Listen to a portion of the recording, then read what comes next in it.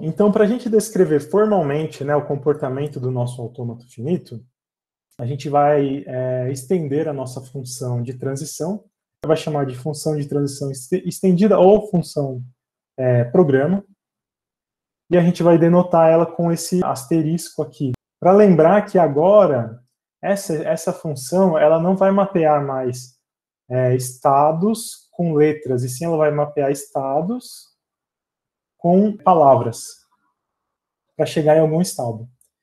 Aqui está a definição, ó. Quando a gente tem nessa função estendida, que é para cadeias, então, se a gente estiver no estado Q e a gente estiver considerando a cadeia vazia, então a gente continua em Q, não acontece nada. Essa é a definição.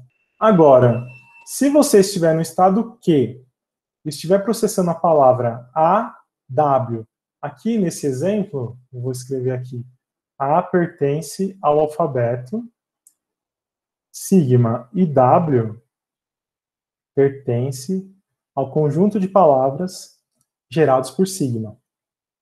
Então, em outras palavras, W é uma cadeia, A é um símbolo. Então, ao processar aqui essa nossa cadeia, que é a concatenação, né, de um símbolo com W, a gente tem como definição da função estendida como sendo o mesmo que processar o símbolo A, que é a nossa função delta normal, ela processava o símbolo A quando estava em Q, e depois processar W. Em outras palavras, o que a gente vai ter é a aplicação sucessiva da função de transição. O que vocês conseguem ver aqui é que eu vou pegar uma palavra W e vou quebrar ela nas letras em ordem. Então, eu vou pegar a primeira letra, aplicar a função de transição.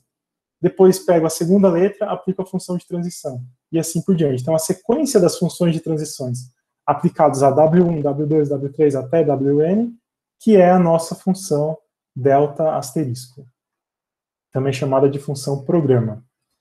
Algumas vezes, né, talvez não muitas vezes, a gente vai usar o mesmo delta para simplificar a nossa notação.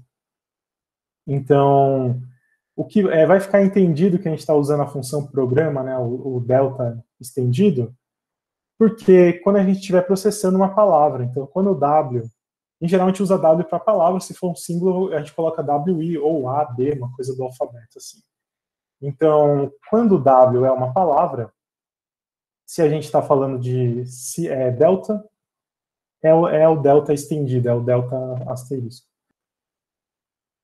Por que a gente está fazendo tudo isso? Porque agora a gente pode definir que uma cadeia W ela é aceita ou não, né, por um autômato finito determinístico M, se houver um caminho partindo de Q0, que é o estado inicial, processando W. Então, na nossa função de transição estendida, quando eu começo em Q0 e leio a palavra W, eu chego em um estado P.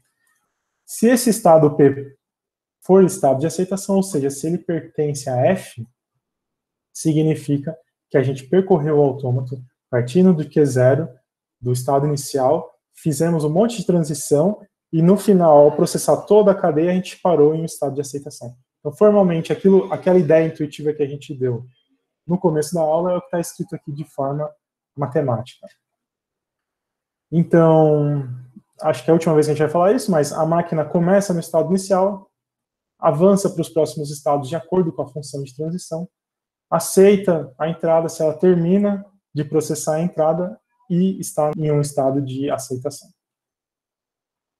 E aí a gente pode dizer também, né, que a linguagem reconhecida pelo nosso autômato finito, M, a linguagem A, ela é igual ao conjunto dos Ws, então das cadeias W, tal que o autômato aceita essa cadeia W. Certo? Então, a gente tem aqui um exemplo de um outro autômato. Vou fazer esse exemplo aqui rapidinho. Nesse caso, a gente tem, partindo da tabela, eu sei que a gente tem o Q0 como estado inicial.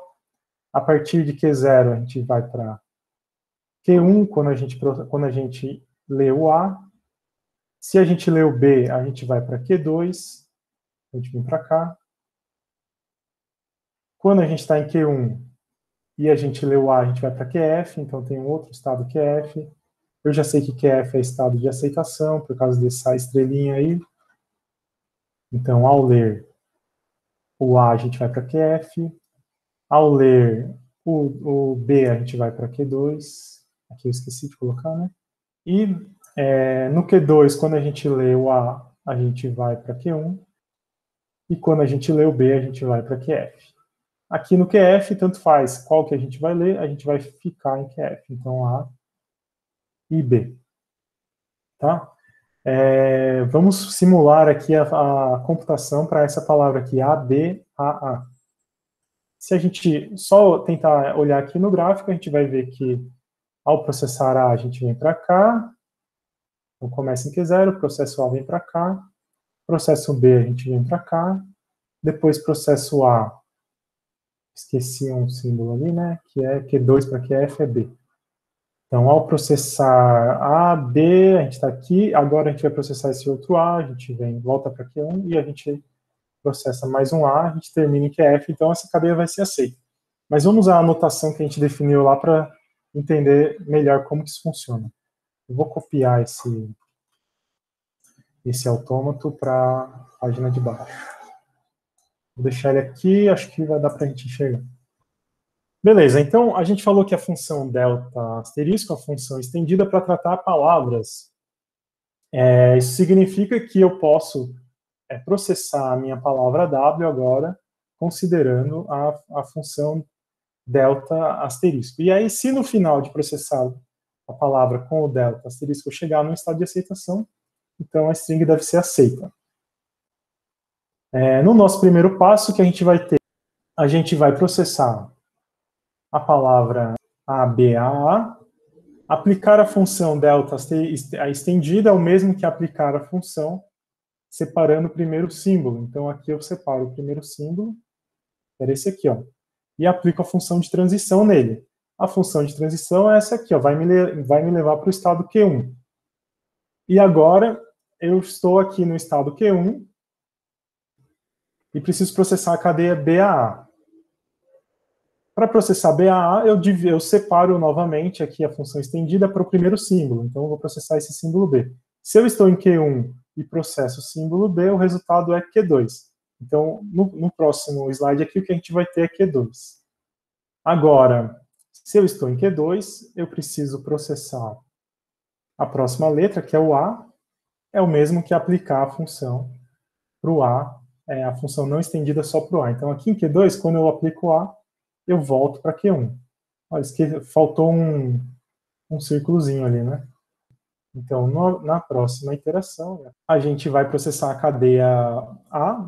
Quando a cadeia A ela contém um caractere só, o que vai sobrar para a gente vai ser aqui a cadeia vazia. Então, eu aplico a função de transição definida, né, sobre Q1, e ao ler A, então, se eu estou em Q1 ao ler A, eu venho para o estado final. Quando a gente processa a última cadeia, a última posição da cadeia, e a gente não tem mais nada para processar, então quando não tem mais nada é como se tivesse o epsilon ali, a cadeia vazia. E por definição, a gente viu isso, que a função estendida para o epsilon significa ficar no mesmo estado. Então a gente ficou no mesmo estado que era QF. Vocês estão vendo aqui é uma sucessão de aplicações da função programa, que é a função de transição estendida para uma cadeia, de forma que a gente termina de processar toda a cadeia, não foi indefinida em nenhum momento, e a gente terminou num estado de aceitação, logo a cadeia foi aceita. Tá bom? E aqui só uma última observação, que a nossa função programa, ela é uma função parcial. Pode ser que a função de transição ela seja indefinida em alguns pontos. Então, o que a gente vai ter aqui é que não necessariamente todas as possibilidades de processamento de cadeia, começando de um estado, são definidos na função sigma estendido. Então, a função programa é uma função parcial no sentido em que, quando a gente tem uma função parcial que leva elementos de um conjunto A no conjunto B, nem sempre todos os elementos do domínio eles são mapeados no contradomínio, tá? Às vezes só alguns elementos, então um subconjunto do conjunto do domínio.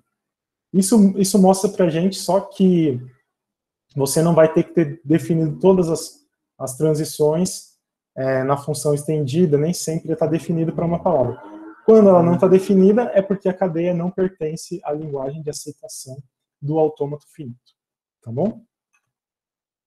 Então, reescrevendo mais uma vez a linguagem reconhecida por um autômato, agora em termos da função programa, a gente vai ter que a linguagem aceita por um autômato, que era lá a linguagem LM aceita pelo autômato M, é o conjunto de todas as palavras pertencentes ao alfabeto do autômato que são aceitas por M a partir de Q0. Ou seja, quando a gente aplica a função programa, a partir de Q0, ao processar a palavra W, se o resultado está no conjunto de aceitação, então o resultado aqui vai ser um estado, se ele pertencer ao conjunto de aceitação, então a palavra é aceita. Então, a gente pode, de forma análoga, definir um conjunto aqui chamado de rejeita, e esses são os conjuntos das linguagens que não são aceitas, ou seja, quando a gente processa W a partir de Q0, pode ser que a gente termine em um estado, mas esse estado não é de aceitação. Ou pode ser que quando a gente processe W por Q0, a gente chegue em uma transição indefinida, a cadeia deve ser rejeitada. E aqui a gente tem algumas relações sobre esses conjuntos aí de aceita e rejeita. Então, lembrando que a linguagem L de M é a linguagem, o conjunto das cadeias aceitas por um autômato M. Já esse conjunto rejeita são as que não são aceitas, e a gente tem que a união é o conjunto de todas as linguagens, o conjunto de todas as cadeias da linguagem gerada pelo alfabeto. Enquanto que a interseção deve ser o conjunto vazio, né? Porque não pode ter uma cadeia que é rejeitada, mas também é aceita. E a negação de um conjunto consiste nas cadeias do outro conjunto. Tá? Então, são relações aqui bem simples entre esses conjuntos de linguagens aceitas e rejeitadas pelo autômato M.